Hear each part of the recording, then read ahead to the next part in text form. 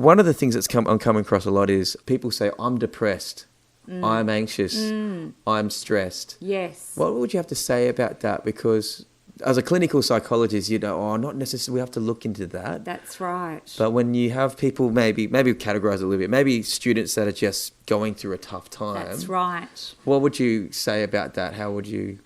As you know, language is so powerful. Very, yeah. And we know, I guess, from a neuroscience perspective, that we have neural associations in our brain. So words are associated with emotions, and even body posture. So actually, one of my colleagues, who's a psychiatrist, he talks about, when you have the blues, when we use colours as well, like blue, and we're often down, so our whole body posture is down. Yeah. When we're scared, we're sort of pulling back, but when we're angry, we're seeing red and we're moving forward. And when we're happy, we're up.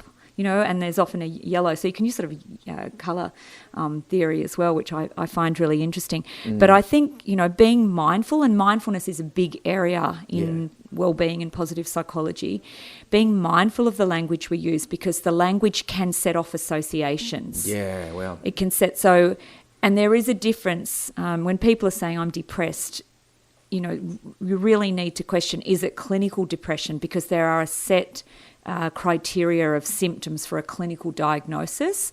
I do a bit of work, and I have an honorary position with the Black Dog Institute. Yep. And there are other fabulous people like Beyond Blue and other services out there. Black Dog also have a website called Bite Back. I don't know if you've seen that. No, I haven't actually. It's focused on young people, but it's more of a positive psych perspective. So it might be a resource for young people to go and access. I actually consulted to them on that.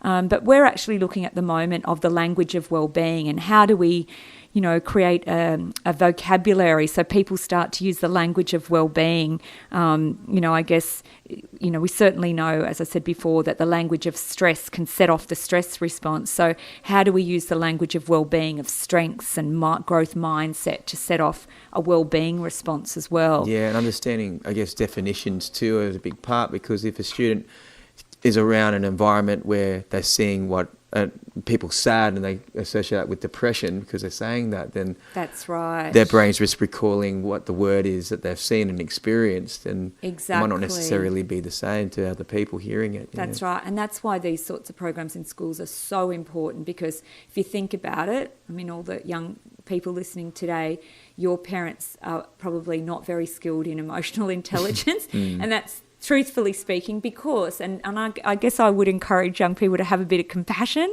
for their parents, because they probably didn't have great parental role models either. Yeah. We've never been taught these skills. Some people are naturals, there's no doubt about that, but the majority of people aren't, and they haven't had great role models. So there's a fantastic opportunity for young people these days. And in fact, a lot of the clients I used to get was they'd say, I want to be the person in my family that does something different. There's been a family, what's the word? Intergenerational transmission is the technical term, intergenerational transmission of certain behaviours or certain, mindsets, and I want to be the one that turns this around and sets off a new intergenerational That's a legacy. transmission. That's amazing.